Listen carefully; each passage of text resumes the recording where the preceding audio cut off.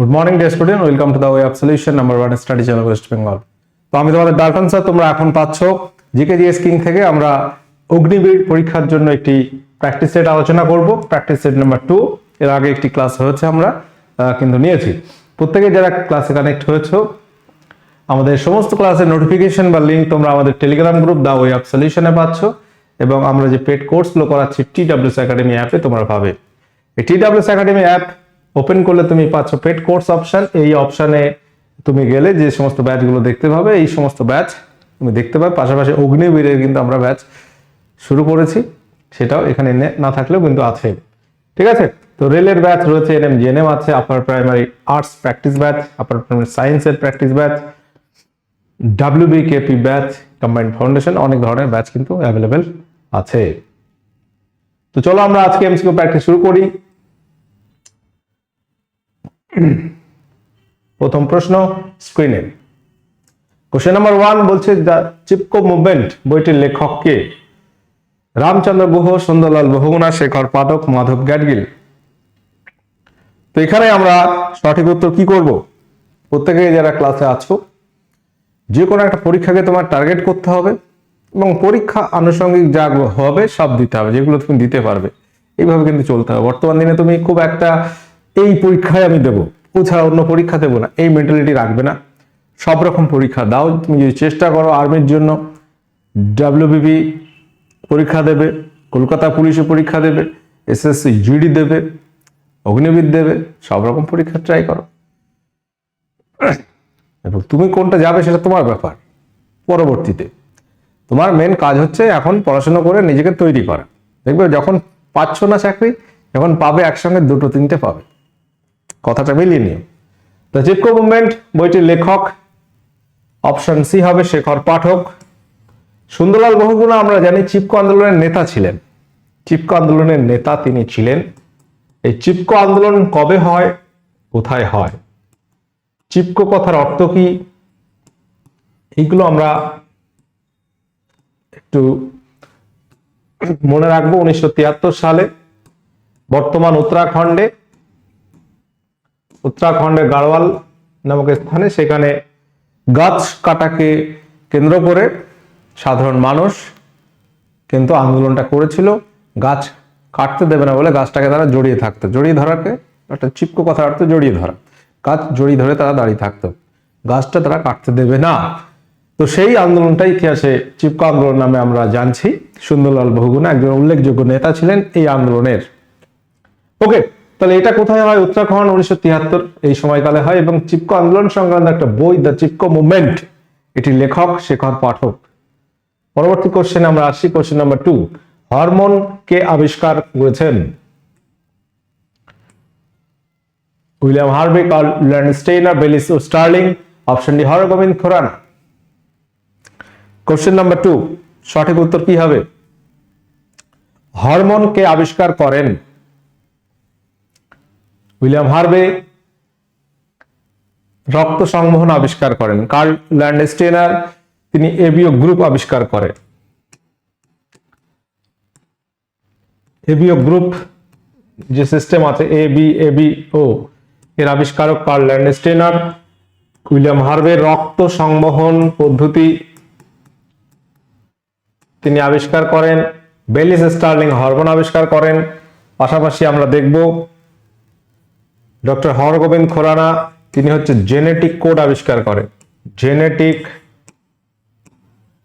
Code আবিষ্কার করেন।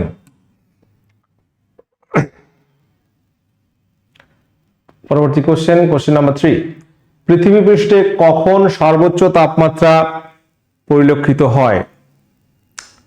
সর্বোচ্চ তাপমাত্রা কোন সময়টায় হয়? দুপুর 12টা, দুপুর 2টো, দুপুর 12:30, দুপুর 1টা। সঠিক উত্তর এখানে কি হবে?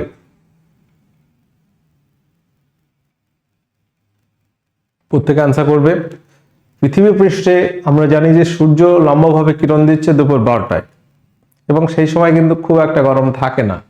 ধীরে ধীরে ওই তাপটা পরিবেশে ভূত্বকে পড়ছে এবং আস্তে আস্তে উত্তপ্ত হচ্ছে, এবং প্রায় বলা হচ্ছে দুপুর 2টো নাগাদ এই সময়ের দিকে সর্বোচ্চ তাপমাত্রা দেখা যায়। Option B. পরবর্তী প্রশ্ন, কোশ্চেন নাম্বার 4, নেপাল এবং ভারতের মধ্যবর্তী অংশে কোন পর্বত অবস্থিত? মাকালু, মানসলু, ধৌলগিরি, কাঞ্চনজঙ্ঘা। কোশ্চেন নাম্বার 4, এখানে সঠিক উত্তর কি হবে? ভারত এবং নেপালের মধ্যবর্তী অংশে অবস্থিত কাঞ্চনজঙ্ঘা। কাঞ্চনজঙ্ঘা এটি পৃথিবীর তৃতীয় উচ্চতম পর্বত। প্রথম মাউন্ট এভারেস্ট, দ্বিতীয় গর্ডিনাস্টিন বা কেটু, তৃতীয় হচ্ছে কাঞ্চনজঙ্ঘা। ফল পাকাতে কোন হরমোন ব্যবহৃত হয়? খুব সহজ প্রশ্ন, উত্তর কি হবে বলো? ফল পাকাতে কোন হরমোন ব্যবহৃত হয়? Auxin, gibberellin, ethylene, cytokinin. তো উদ্ভিদ হরমোনের মধ্যে আমরা দেখব কিছু আছে প্রাকৃতিক হরমোন, কিছু আছে কৃত্রিমভাবে তৈরি করা হরমোন, কিছু প্রকল্পিত এবং কিছু আছে গ্যাসীয় হরমোন। তার মধ্যে ইথিলিন হচ্ছে একটি গ্যাসীয় হরমোন এবং এই হরমোন বলা হচ্ছে উদ্ভিদের ফল পাকাতে সাহায্য করে, ইথিলিন।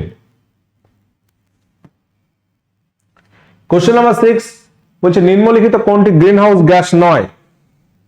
কোনটি গ্রিন হাউস গ্যাস নয় এখানে বলতে হবে?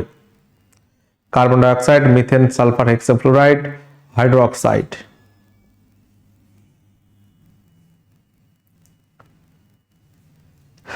কার্বন ডাই অক্সাইড তো গ্রিন হাউস গ্যাস, এটা আমরা জানি। মিথেন এটাও জানি। Sulphur hexafluoride, hydroxide. এখানে অপশন নাম্বার ডি হবে, হাইড্রোক্সাইড এটা গ্রিন হাউস গ্যাস নয়। সালফার ডাইঅক্সাইড গ্রিন হাউস গ্যাসের মধ্যে, সালফার হেক্সাফ্লুরাইড, সালফার ডাইঅক্সাইড না, সালফার হেক্সাফ্লুরাইড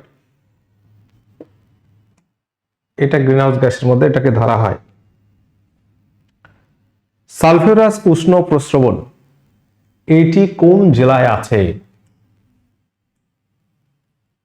এই উষ্ণ প্রস্রবণটি কোন জেলায় অবস্থিত?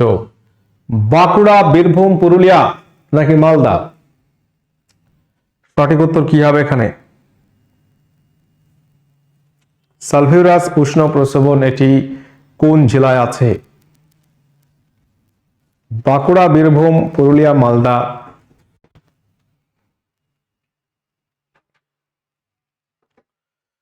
সঠিক উত্তর এখানে হয়ে যাবে অপশন বি, বীরভূম। সঠিক উত্তর অপশন বীরভূম সঠিক উত্তর হবে। পরবর্তী প্রশ্ন আসবো, অপশন কোশ্চেন নাম্বার 8 বলছে ডাব্লিউটিও, ডাব্লিউটিওর আগের নাম কি ছিল? ডাব্লিউটিও কি? World trade organization. World trade organization অর্থাৎ বিশ্ব বাণিজ্য সংস্থা। এর আগে কি নাম ছিল? UNCTAD, GATT, UNIDO, option D OECD. সঠিক উত্তর কি হবে প্রত্যেকে বলবে?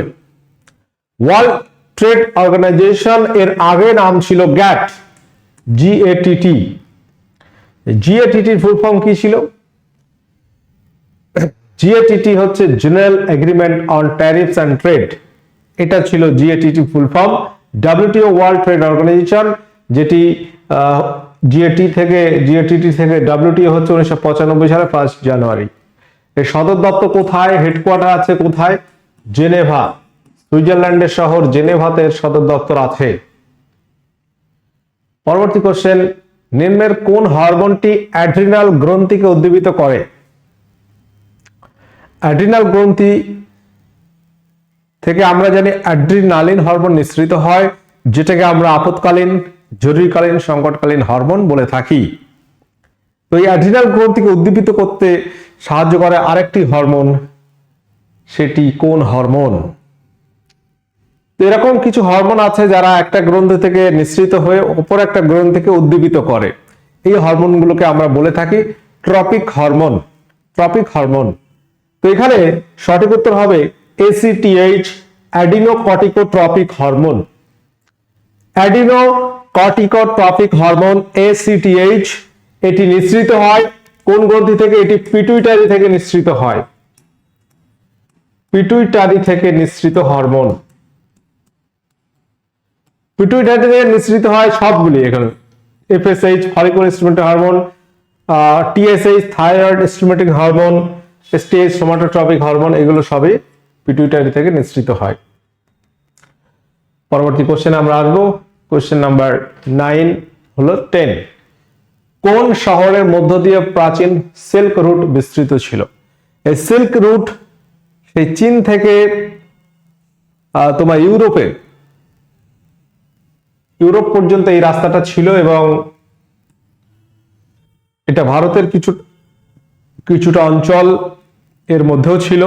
কুষাণ যুগে আমরা সিল্ক রুটের এই পথ দিয়ে কিন্তু ব্যবসা হতো। আমরা জানি যে রেশম, চীনের রেশম এই পথ দিয়ে যেত বলে এটাকে নাম হয়েছে সিল্ক রুট। তো এই যে সিল্ক রুট আমাদের পশ্চিমবঙ্গের একটা শহরের উপর দিয়ে গেছিল, কালিম্পং, শিলিগুড়ি, রায়গঞ্জ, বালুরঘাট। সঠিক উত্তর কি হবে এখানে? সঠিক উত্তর এখানে হয়ে যাবে অপশন এ, কালিম্পং। এই শহরের মধ্যে দিয়ে সিল্ক রুট গিয়েছিল। পরবর্তী কোশ্চেন নাম্বার 11।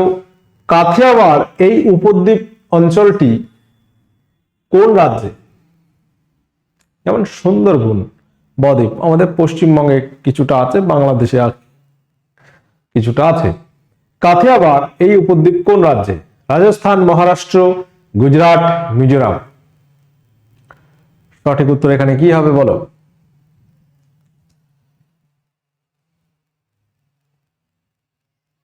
কাথিয়াওয়াড় উপদ্বীপ এটি হচ্ছে গুজরাটে। অপশন সি এখানে রাইট অ্যান্সার হবে। পরবর্তী প্রশ্ন আসবো। কোন রাজ্যে বা কেন্দ্রশাসিত অঞ্চলে আনচার নামক এই হ্রদটি অবস্থিত? মেঘালয়, আসাম, জম্মু কাশ্মীর, বিহার। সঠিক উত্তর কি হবে এখানে?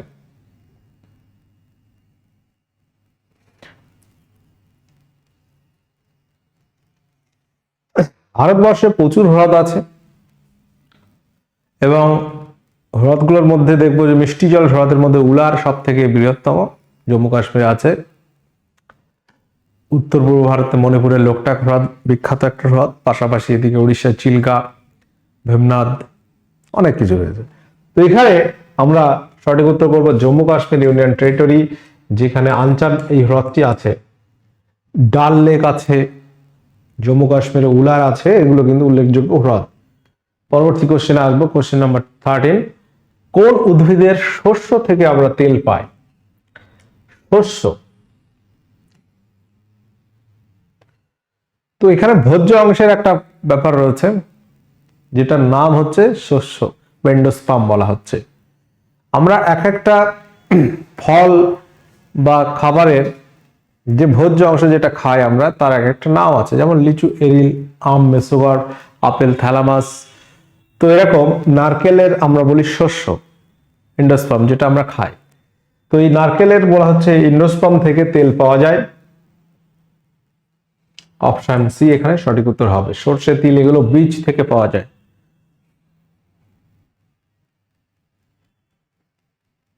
কোশ্চেন নাম্বার 14 বলছে তাপমাত্রা বৃদ্ধির সঙ্গে সঙ্গে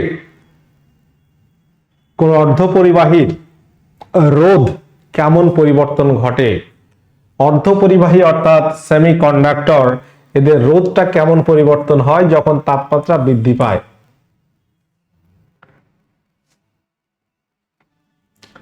প্রথমে বাড়ে, তারপর কমে, একই থাকে। অপশন সি বাড়ে নাকি কমে? অর্ধপরিবাহীর এক্সাম্পল কি হবে? সিলিকন হবে,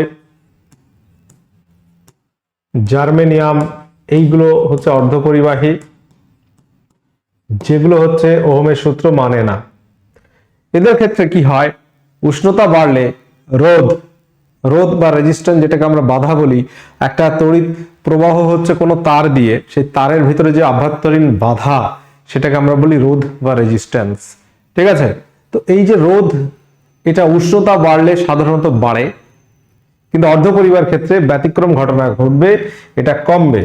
উষ্ণতা বাড়লে, যত উষ্ণতা বাড়াবে অর্ধপরিবাহীর রোধ তত কমতে থাকবে। পরবর্তী প্রশ্ন নম্বর 15 বলছে বাতাসের গতিবেগ পরিমাপক যন্ত্রের নাম কি? খুব সহজ প্রশ্ন। এবং এই ধরনের কোশ্চেন আমরা যেহেতু নতুন করে সেট প্র্যাকটিস করছি, এইগুলো আমাদের করে যেতেই হবে, পরীক্ষায় আসতে পারে এই ধরনের বিভিন্ন পরিমাপক যন্ত্র থেকে। বাতাসের গতিবেগ পরিমাপক যন্ত্র হচ্ছে কি? Barometer, anemometer, hygrometer, manometer. সঠিক উত্তর আমরা কি করব? অপশন নাম্বার এখানে বি হবে, অ্যানোমিটার। ব্যারোমিটারে হচ্ছে বায়ুর চাপ পরিমাপ আমরা করি, বায়ু বা বায়ুমণ্ডলের চাপ পরিমাপক যন্ত্র হচ্ছে ব্যারোমিটার। হাইগ্রোমিটার হচ্ছে বাতাসের আর্দ্রতা পরিমাপক যন্ত্র। ম্যানোমিটার হচ্ছে গ্যাসের চাপ পরিমাপক যন্ত্র। গ্যাসের চাপ পরিমাপক যন্ত্র হচ্ছে ম্যানোমিটার। আবদ্ধ গ্যাসের চাপ সাধারণত, এটা আমরা অপশন ডি করব, ম্যানোমিটার যখন আবদ্ধ গ্যাস বা গ্যাসের চাপ। বায়ুমণ্ডলের চাপ বা বায়ুর চাপ ব্যারোমিটার, এটা মনে রাখবো। পরবর্তী প্রশ্ন, ফল সংক্রান্ত বিদ্যাকে কি বলা হয়? Pomology, pedology, anthology, perology. ফল সংক্রান্ত বিদ্যাকে কি বলে? সঠিক উত্তর কি হবে এখানে? স্টাডি অফ ফ্রুটস, এটাকে বলা হয় পোমোলজি। পেডোলজি হচ্ছে মাটি সংক্রান্ত পড়াশোনা বা মাটি সংক্রান্ত বিজ্ঞানকে বলা হয় পেডোলজি, আর পোমোলজি হচ্ছে ফল। কোশ্চেন নাম্বার 17 বলছে, ডুমাস ইভারত, এই যে ম্যানগ্রোভ অরণ্যটি, এটি কোন জেলায়, কোন রাজ্যে অবস্থিত? ভারতে প্রচুর ম্যানগ্রোভ অরণ্য আছে, শুধু সুন্দরবন নেই। সুন্দরবন বৃহত্তম ম্যানগ্রোভ অরণ্য অঞ্চল। পাশাপাশি আমরা দেখব যে আরো অন্যান্য রাজ্যে বেশ কিছু ম্যানগ্রোভ অরণ্য অঞ্চল আছে। গুজরাট, মহারাষ্ট্র, গোয়া, কর্ণাটক এখানে আছে। এবং এই যে নাম আমরা পাচ্ছি ডুমাস ইভারত, এটি কোথায় আছে?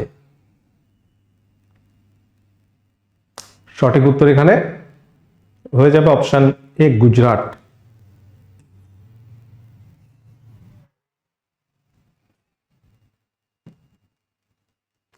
কোশ্চেন নাম্বার 18 বলছে, ডায়াবেটিস ইনসিপিডাস রোগ হয় নিম্নের কোন হরমোনের কম ক্ষরণে?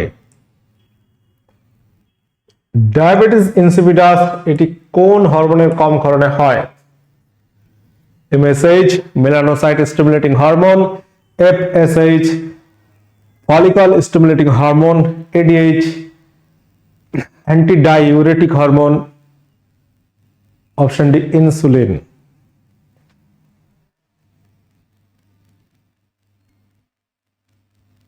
তো এখানে আমরা সঠিক উত্তর কি করব? ডায়াবেটিস ইনসিপিডাস আর একটা আছে ডায়াবেটিস মেলিটাস, দুটো কিন্তু আলাদা। ডায়াবেটিস ইনসিপিডাস বলা হচ্ছে যে শর্করাবিহীন বহুমূত্র, শর্করাবিহীন বহুমূত্র।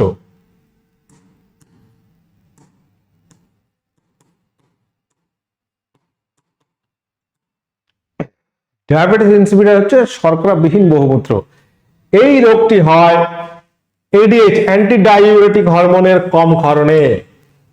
অপশন নাম্বার সি এখানে সঠিক উত্তর হবে। এবার তোমরা যদি বলো তাহলে স্যার ইনসুলিনের অভাবে কি হয়? ইনসুলিনের অভাবে হয় ডায়াবেটিস মেলিটাস। ডায়াবেটিস মেলিটাস এটাকে বলা হচ্ছে শর্করা যুক্ত বহুমূত্র। ডায়াবেটিস মেলিটাস হচ্ছে শর্করা যুক্ত বহুমূত্র। দুটোর মধ্যে কিন্তু ডিফারেন্স আছে, একটা শর্করা বিহীন বহুমূত্র, একটা শর্করা যুক্ত বহুমূত্র। ইনসুলিন শর্করা কমায় মানবদেহের, রক্তে শর্করার পরিমাণ কমাতে সাহায্য করে ইনসুলিন হরমোন, গ্লুকাগন বাড়াতে সাহায্য করে। যাই হোক, তো ইনসুলিনের অভাবে ডায়াবেটিস মেলিটাস হবে, শর্করার পরিমাণ অত্যাধিক বেড়ে যাবে। তো শর্করা যুক্ত বহুমূত্র হচ্ছে এটা, আর শর্করাবিহীন বহুমূত্র হচ্ছে ডায়াবেটিস ইনসিপিডাস। কোশ্চেন নাম্বার 19 বলছে, আবুল ফজল কোন সুফি সন্তের পুত্র ছিলেন? আবুল ফজল কি কি লিখেছেন যার জন্য জনপ্রিয়? আইন ই আকবরী কে লিখেছেন? আইন ই আকবরী গ্রন্থটি রচয়িতা কে? এটা কিন্তু আবুল ফজল লিখেছেন। আকবরনামা, এটা আবুল ফজল। এই যে গ্রন্থগুলো অনেক সময় পরীক্ষা প্রশ্ন আসে, এগুলো রচয়িতাকে, আবুল ফজল হচ্ছে এখানকার রচয়িতা।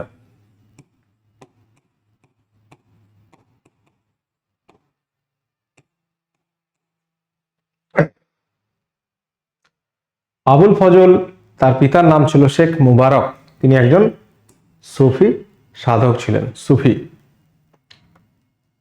পরবর্তী কোশ্চেন নাম্বার 20 বলছে গুরুমুখী নামক বর্ণমালার প্রবর্তন কে করেন? গুরু অমর দাস, গুরু অঙ্গদ, গুরু নানক, গুরু রামদাস। সঠিক উত্তর কি হবে? গুরুমুখী বর্ণমালার প্রবর্তন কে করেছিলেন?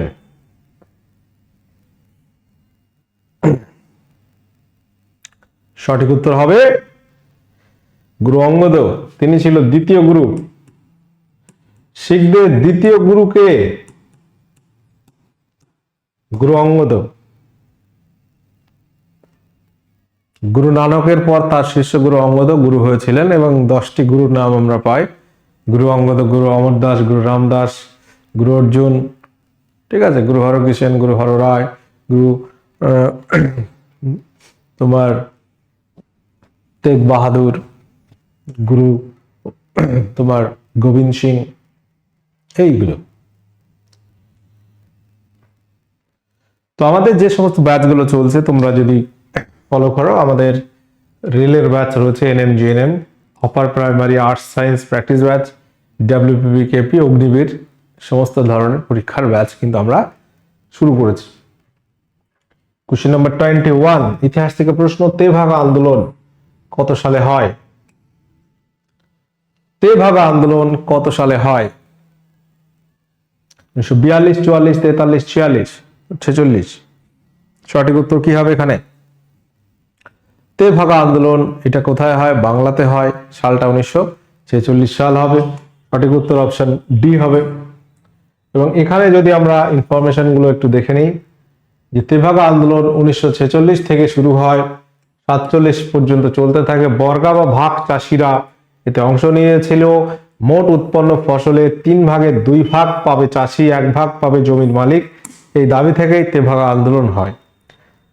এর উল্লেখযোগ্য একজন নেতা ছিল Haji Mohammad Danesh. Option number D তাহলে 1946 এখানে সঠিক উত্তর হয়ে যাবে। পশ্চিমবঙ্গের বর্তমান রাজ্যপালের নাম কি? পশ্চিমবঙ্গের বর্তমান রাজ্যপাল কে আছেন বলো?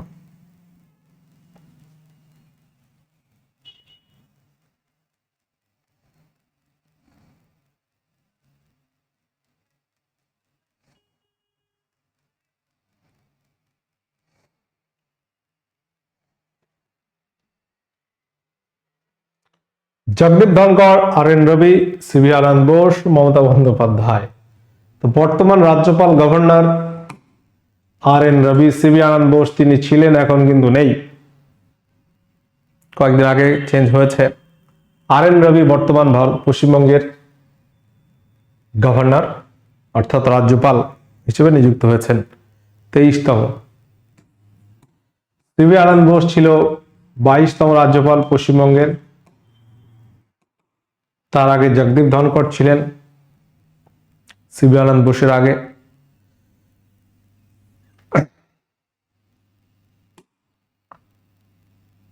দু সালে অস্ট্রেলিয়ান ওপেন প্রতিযোগিতায় জয়ী হন কে? অস্ট্রেলিয়ান ওপেন এটি একটি টেনিস টুর্নামেন্ট, একটা বড় গ্র্যান্ড স্ল্যাম। বছরের শুরুতে এটা হয় জানুয়ারিতে, এটা কিন্তু অস্ট্রেলিয়াতে হয়। টেনিস প্রতিযোগিতা। তো এখানে বর্তমান পুরুষদের মধ্যে চ্যাম্পিয়ন কে হয়েছেন? কার্লোস আলকারাজ, জানিক সিনার, ড্যানিয়েল মেদভেদেভ, নোভাক জোকোভিচ। সঠিক উত্তর কি হবে? 2026 সালে অস্ট্রেলিয়ান ওপেন চ্যাম্পিয়ন হয়েছেন Spanish tennis player Carlos Alcaraz. Option number A right answer হবে। তিনি হচ্ছে স্পেনের নাগরিক। ফাইনালে নোভাক জোকোভিচকে কিন্তু হারিয়েছেন, দিয়ে চ্যাম্পিয়ন হয়েছে।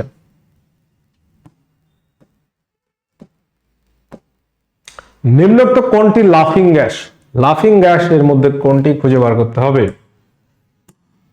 সঠিক উত্তর কি হবে? Nitric oxide, nitrous oxide, hydrogen peroxide, sulphur dioxide. সঠিক উত্তর কি হবে এখানে?